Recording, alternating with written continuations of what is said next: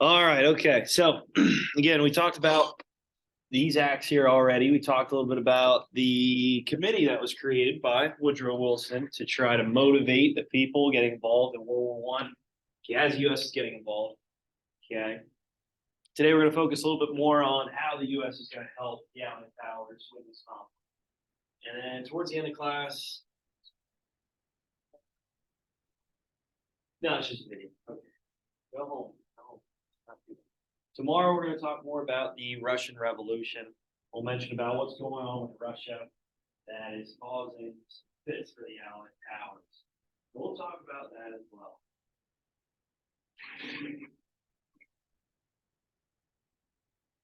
There you go. There you go. Give you some time to work on this. This is a little bit of a longer one since there's a lot more to mention. So I'll give you some more time to work on this bell ringer.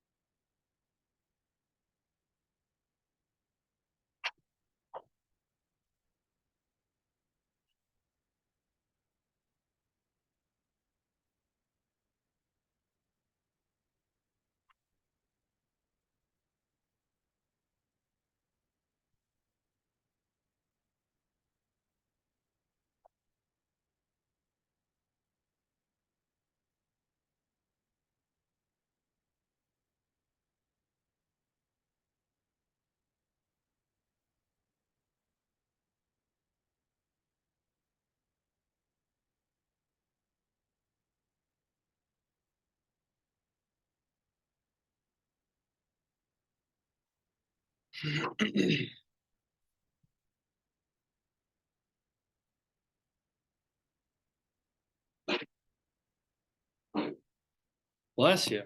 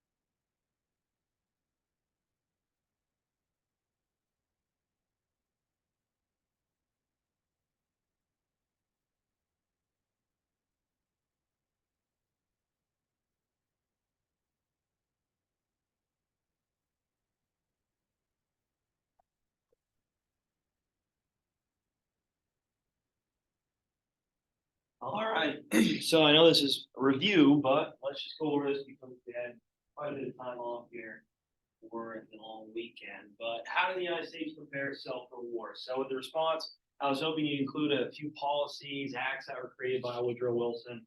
And we talked already about, you know what, if they're justified or not. That went maybe a little bit too far when it comes to government intervention and really taking away some of the freedoms, liberties of the people that are provided to them with this government. So let's talk about it here. Chris, go ahead. Well, Espionage and Sedition Act. Okay, good. It basically created freedom of speech against the government. Prior reason, freedom of speech was part of the Constitution. Good. And it also made everybody paranoid that there were German spies among them, and they started like being worried about like what are my own neighbors. Awesome. Yeah, good job. So with the Espionage Sedition Acts, you talk badly about the government during this time of war. Again, because U.S. hasn't been involved in this international conflict before, one including countries all around the world where we have huge immigrant populations in the U.S. from these countries. So yeah, this was a concern. And to try to alleviate this paranoia, this hysteria, which the government kind of played into it, they stripped people of their right to speak out against the government during wartime. So if you're talking badly about the military, if you were saying about how the U.S. involvement in World War I was unjust, then you could see some jail time. You could actually be fined and viewed as a traitor. Like I said before, this was the least of your worries, as many neighbors, people in the community could see you as a traitor to the U.S. And they'd probably beat you up, right? They maybe even kill you. Set an example. All right, so with the Espionage Acts, yep, so we talked a little bit about that as well when it comes to just this fear, this paranoia that these German spies or sympathizers are in the United States. And we looked at these German Americans in the United States, people from German heritage, and we kind of spied on them, right? We tapped into their phone lines, looked through their mail. In many cases, try to separate ourselves from them, Americanize them in many cases too, just taking away their cultural values, their language, their culture, their history. That's connecting them to Germany. Yeah, I know we talked a little bit about it a little bit ago when it comes to hamburgers. What was another name? What did they try to change the name to hamburgers for? Connor. Liberty sandwich. Yeah, imagine that. Sauerkraut. Liberty cabbage. Oh my gosh. So you can see how we're really trying to stray away from this German culture because of this conflict. They are the enemy.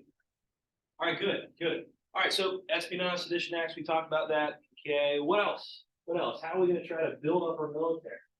What did we do? What did we have to do? And before the war, our military, when it comes to participation of our troops, we were down pretty low.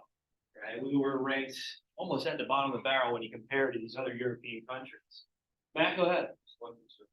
Yeah, good job. So the Selective Service Act, okay, this is a way to try to build up participation. So in other words, it was a draft. Try to get more people involved. So 1825, 1845, later down the road, try to pick up more numbers. Okay, our military grew pretty quick.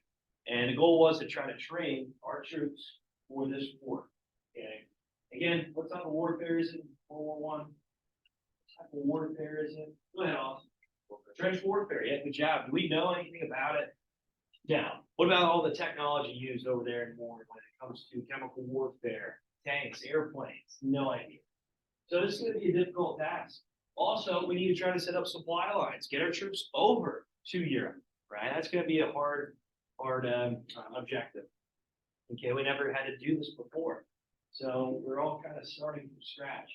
How to try to provide the Allied powers with assistance, okay, when it comes to sending our troops across the Atlantic.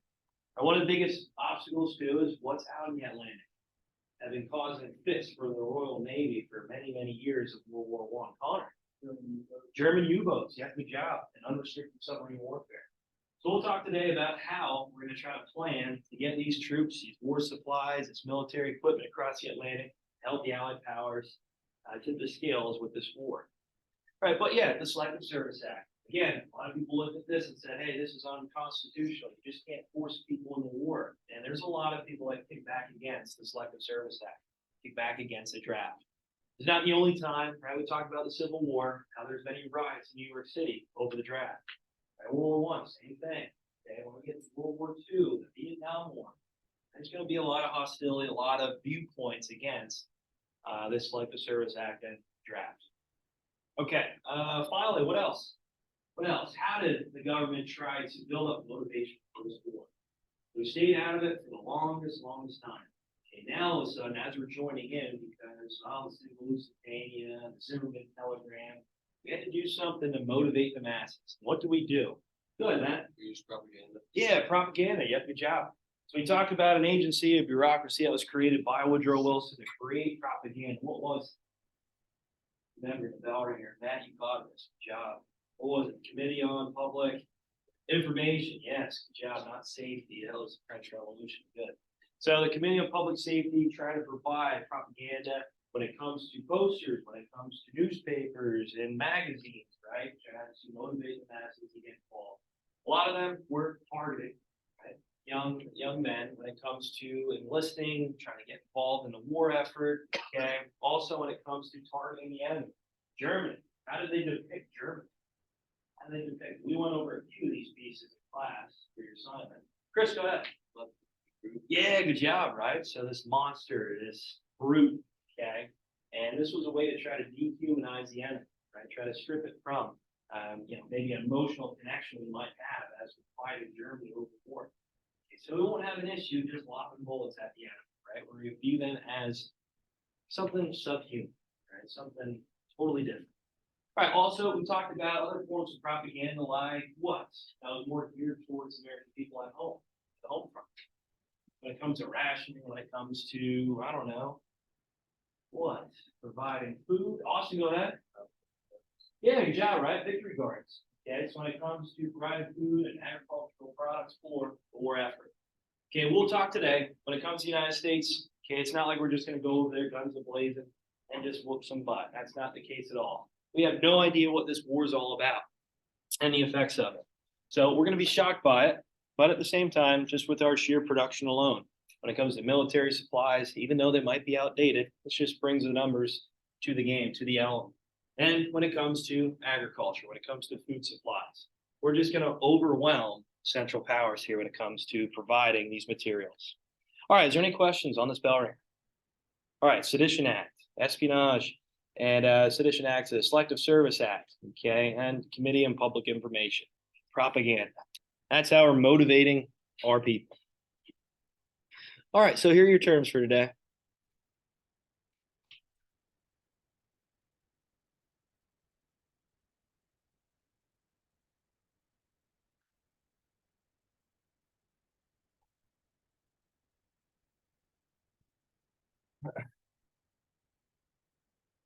Did we go over Convoy System? We did. Oh, okay. Well, I could include that in the bell ringer then. Well, we'll talk about the Convoy System today and how we're going to try to manage to get our troops across the Atlantic. All right, so there you go. Liberty bonds. We mentioned this a little bit already. Okay, when we talked about propaganda. Doughboys. Oh, geez. Pizza place over in Halifax, right? Okay. All right. You got the home front, rations, American Red Cross. There you go.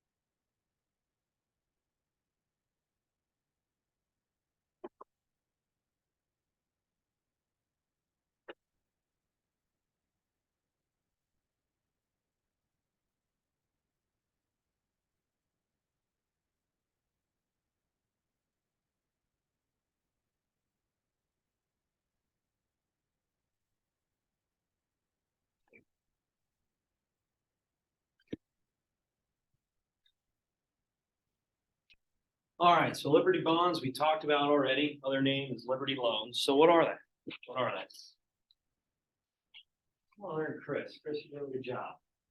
Parker, yeah, go ahead. Yeah, good job, right? So this is a way to try to invest in the government to try to build factories, convert factories now for peacetime products to war effort, right?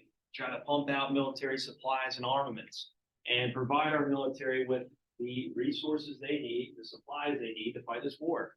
So you would buy into the government, they would use that money then to pretty much transition our economy, our manufacturing to military supplies and armaments. And then after the war, you get that money back and then some with interest. So overall, it's a way to try to invest in our military, help support it, okay, when it comes to its production. Again, we never really experienced a war quite like this before, where we're fighting overseas and duking it out with countries that, let's face it, are more advanced than us. So the way to try to, really kick ourselves in and motivate ourselves to provide for this war effort is to invest, have our American people buy into this wartime production. All right, Doughboys. What do you have for Doughboys? So this is your typical American soldier. Okay, that's what it is. They're called the Doughboys. There's many different reasons why, many different viewpoints. But did we find one maybe online that we thought was right? Anybody? No? Okay. All right. So during the Mexican-American War, and even with our involvement before World War I with Mexico, there's a lot of dirt, debris from the desert land that actually got onto the troops' bases, onto their uniform. And, well, they're called Doughboys because the dirt, the debris that was flying on them looked a lot like that. It looked like they're in a bakery for a long time, flipping pizzas around, right, Nick? Yeah, so that's how they got the name Doughboys. All right, there's other maybe interpretations of it, but that was one of the biggest. So that's why we're called Doughboys in World War I. Okay, that was the typical American soldier. So if you see it on a test, right, make sure you make the connection. That's what we're called during World War I, on soldiers over the war. And with their uniforms, again, as we were going into the trenches, along with the mud, some of the debris that was in the trenches, it would look again like we were flopping around some dough, making some bread in the trenches. But all reality, it was just how it kind of pulled it onto our uniforms. So little crazy stuff there, right? Home front. What do you have for the home front?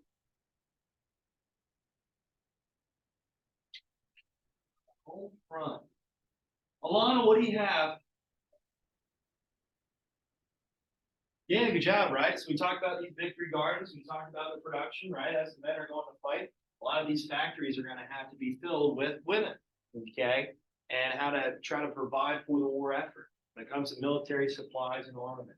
So with the home front, American Red Cross, I know it was founded before World War I, but we'll see it really put to the test when it comes to providing different materials and when it comes to packaging food to help preserve it in the trenches.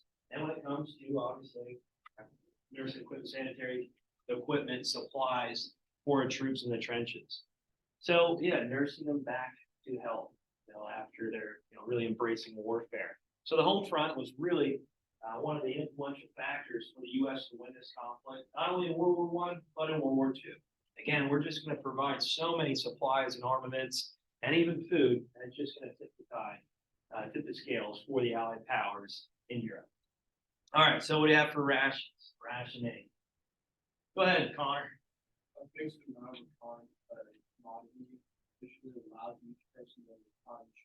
Yeah, good job, right? So during World War I and World War II, the United States public, the people, citizens in the United States, the home front, they were limited to what resources they could have.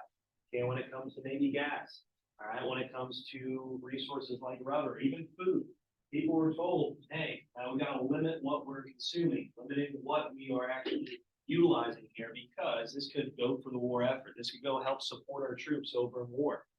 All right, so they'd even have drives too where they would collect different types of scrap metal or even old tires that they could find together that they could reshape for the war effort. So people would literally go to schools or local areas, community centers, where they would donate or just drop off some of these resources like tires, like different types of scrap metal. And when it comes to food, right, you're not supposed to waste it. So there's a lot of propaganda pieces out there saying that if you just leave your food right on the plate, it's going to went to a soldier. So don't waste it. Don't waste. So rationing, this was the ability to try to provide resources and materials for the war effort. That we're not wasteful. That we're not just throwing things away when it could be seen as a great benefit for our troops overseas. All right, so there's many examples of that. All right, finally, American Red Cross. Talked a little bit about this already. Okay, I know this was created before World War I, but this is a way to ramp up the effort not only at home when it comes to providing supplies and resources, when it comes to healthcare, equipment, and supplies to the front lines and the trenches for our troops, but even preserving different types of food, right, for our soldiers in the trenches.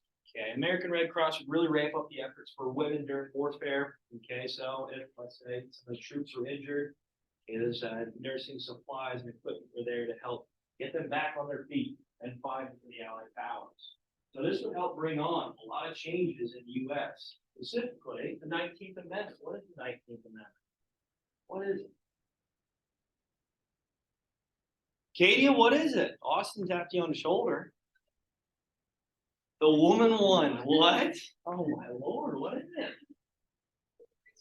Okay, women's suffrage, right? Right to vote. Okay, good. So this would help bring on a lot of changes, a lot of movements for women in the United States, even after the conflict, right? But during the conflict, they'd fill the roles in the factories, right? In the industries, help producing supplies and materials for the war effort. And even on the battlefield, when it comes to nursing these men back to the trenches, back on their feet. All right, so real quick, let's go over the United States involvement here in World War I. All right, so we just talked about the Espionage, Sedition Act, Selective Service Act, and Committee on Public Information when it comes to propaganda and trying to motivate the United States into this conflict. Again, Woodrow Wilson tried to keep us out for the longest time. Well, now our goal is to try to ramp up efforts, try to motivate the people to get involved, and at the same time, try to fish out some of these German spies or sympathizers. And yeah, build up our military. Okay, so before the war, we're right around 300,000 troops. Obviously, that's not going to win us a conflict against Germany. So we got to ramp up our numbers to the point where we had close to 5 million participating in World War I. All right, so women in the war. So like I said, when it comes to these jobs, these industries, and when we mentioned about Liberty bonds, how the civilian citizens of the U.S. were buying into the war effort, and how the government was trying to produce as many military supplies as possible. Our industries had to shift from peacetime products to wartime products. And well, as the men are going to fight overseas, someone had to fill these positions. So women did a lot when it came to their effort in World War I and World War II. Does anybody know a famous propaganda piece during World War II? Try to help women get motivated for the conflict. No? We can do it. She's flexing it. Anybody? Austin?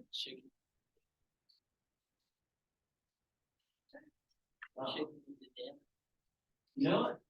Well, who is it? Oh, I don't know who it is. Oh. Okay. It's Alana. Yeah, red bandana. Okay, what's the name now? Rosie the Riveter. Rosie the Riveter. So they're riveting some of these airplanes together, some of these different wartime supplies and products together. Rosie the Riveter. So we'll talk about her as this propaganda piece, as this fictional character here, trying to motivate women to get more involved in the war effort. But even in World War I, women were filling the factory lines here, trying to provide materials or supplies for the war effort. Also, we talked about the American Red Cross, right? So when it comes to helping aid these troops that were maybe harmed or maybe received some damage in the war effort, trying to get them back on their feet and fight the Allied powers. Even just providing wartime supplies. When it comes to uniforms, when it comes to different types of sanitary supplies, okay, and healthcare supplies to help aid these troops back up on their feet during the war. So after the conflict, I'm not saying that a lot of these women's suffrage movements didn't help or these activist movements didn't help, but just with the women's role in World War I, this helped push for different types of legislation to be created. One being the 19th Amendment. So right after World War I, we see the 19th Amendment created to give women the right to vote. So it was brought up in 1919 and ratified in 1920. 19th Amendment. There's a lot of 19s there, right? So there you go. Easy way to remember. Katia, what is it again? Women's suffrage, right? Right to vote. Okay. All right, so the Doughboys. All right, the Doughboys. So again, were we prepared for this war? Were we? No, we had no idea what warfare was really like. Okay, the only conflict we really knew of was the Spanish-American War. Yeah, there's still some veterans from the Civil War around, but for the most part, okay, with the Spanish-American War, that was the only conflict we knew of. That happened right around the turn of the 1900s, late 1890s, okay? So with that, this splendid little war didn't last too long. It was only about 6 months, and we really didn't have too many casualties. So American troops thought war was somewhat like a game, a lot of them, right? And a lot of them saw this as an opportunity to raise the United States as a world power. and to really pound their chest to say that they did something that really no one's ever done in the US, fighting an international war. So with that, a lot of these troops thought, well, this conflict's gonna be easy. That'd be no problem. We're gonna go over there, whoop some butt, and then we'll call it quits. But yeah, we joined the war in 1917, and the war ends in 1918. So it kind of looks like, yeah, we were just going over there and kicking some butt and coming home. But in all reality, we just provided so much when it came to supplies and military equipment, food, and it just fit the scale of the Allied powers. Right? Also, when it comes to motivation, if you are these British troops, these French troops in the trenches of the Western Front, you see the United States coming with just, like I said, over close to 5 million troops. And this is just going to be too much for the German army, too much for the Central Powers. And with all these different types of military supplies and food supplies, right, it's just going to be way too much for them to continue to fight. All right, so they're known as Doughboys, and there's many rumors around it, many different types of perspectives around it, but the one everybody goes to is the origins of the Mexican War, where this dust, this debris that would fly onto the troops' faces, and even their uniforms, kind of gave this chalky look. It made it look like, oh, they're in, I don't know, a bakery, getting ready to create some of these different types of baked goods and different types of products. So that's why they're called Doughboys. So your uniforms, again, were kind of carried over to World War I, where it made this resemble this look at even more. So a lot of these French troops, these British troops, well, they called them Doughboys because what the dirt debris would look like on their uniforms, even on their faces from the trenches. So yeah, they're called Doughboys. So if you see that on the test, hopefully you don't, maybe mistaken it. What's the name for the German soldiers? What was that again? Austin, go ahead. The Huns. Yep, good job. So again, if you see that on the test, make sure you make the connection. All right, so Doughboys. There you go. Again, there's many other views of why they're called Doughboys, but that's kind of what everybody links it back to, the Mexican American War. All right, so here's what it looks like. Oh, the Pillsbury Doughboy up there. Yeah. Okay. Yeah. Well, anyway, this is what the uniform of the Doughboys would be. Again, when you're fighting over in the trenches, there's really not too much protection there for you. Right? If you're going to take a bullet to the chest or even the head, well, you're not going to really protect yourself whatsoever. Right? Even some of these helmets, when we get to World War II, which I have one over here, that's my grandpa's, it's not going to really stop a bullet too well. Okay. But anyway, this is how we prepared for the conflict. Right, also, one thing to think about is that our troops going over to fight in this war, some of them knew about chemical warfare, many of them did not. So as they're going over in the trenches, not like they had gas masks on, looking at the French and the British soldiers and saying, what are you guys wearing? Why are you wearing that? Well, we'll find out pretty quick. Also, we thought that war was more combative, hand to hand. That's not the case at all. Are we going to march across no man's land and just take on the German army? No, we're not. So our training, our strategies really were not applied to this warfare whatsoever. So to say we just went over and kicked some butt and left is not the truth at all. All right, so getting our troops over. So with the bloody stalemate, to try to break it, we had to get our troops over to Europe. So as it is, right? We had to get our supplies, our military equipment, our food over to Europe. Again, that's going to win us the conflict, the home front, the production, agriculture, and military supplies. But the way to do it was this convoy system. We talked about this convoy system a little bit on Thursday and how we're going to try to transport our troops over across the Atlantic safely. So again, the biggest danger was these U-boats. Okay, they were really undetected. Before radar was really utilized in the battlefield, and depth charges. They'll come along later in the war, closer to 1917, 1918. But a way to safely try to move our troops, our equipment across the Atlantic was through this convoy system. All right, what type of path would they take? What type of path? Would they go in a straight line, Austin? They do zigzag. Zigzag, right? Again, because these submarines, if they target on you in a straight path, they can kind of intercept your path pretty easy. But if you're going in zigzag, going at a faster pace, chances are it's going to be hard for them to shoot a torpedo at you. Also, if you think about it, right, we have a lot of our essentials here. We have our troops right in the middle. And we have a lot of our war supplies, military equipment, our food right in the middle. Because that is the safety. That needs some sort of safety here. And then on the outer side, we have our dreadnoughts or battleships that are providing safety from maybe, let's say, another or dreadnought or something like that, or these U-boats. So let's say if they do sink a ship, we have the ability to transport our civilian or sorry, our troops, okay, our supplies over onto another ship. Somewhat, right? Obviously, we might lose a few of them here and there, but for the most part, this is a way to try to provide safety for our sailing. So we're gonna travel in packs, and we're gonna travel in a way to have this zigzag motion, so we're not, again, driving or sailing in a straight line, so that we could be easily intercepted by a German U-boat. So the convoy system is utilized not only in World War I, but World War II. All right, so tomorrow we're going to talk about Russia, what's going on with them, and how this is going to change the dynamics of warfare and this hysteria even more after World War I quit. It's communist revolution. Uh-oh. I'm wearing red today. Oh, this is close enough. Look out. Katie has a red binder, red folder, so look out. Look out for her. All right, see you guys later. Have a good one. Take care. Hey. Uh-oh. Look out.